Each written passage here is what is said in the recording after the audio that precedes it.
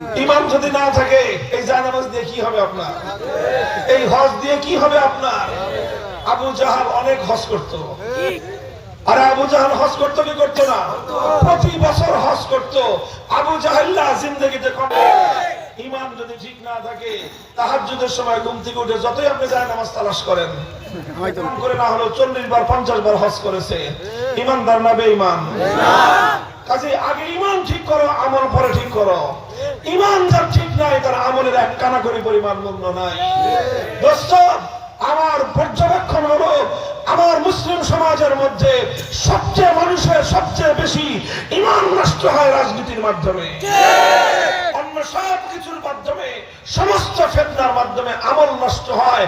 Cinema দেখলে আমল নষ্ট হয়, নাটক দেখলে আমল নষ্ট হয়, ফেসবুক দিয়ে আমল নষ্ট হয়, ইউটিউব দিয়ে আমল নষ্ট হয়, নানা রকমের এই সমস্ত অন্যায় অপকর্মের দ্বারা আমল নষ্ট হয়, আর রাজনীতির দ্বারা ইমান নষ্ট হয়।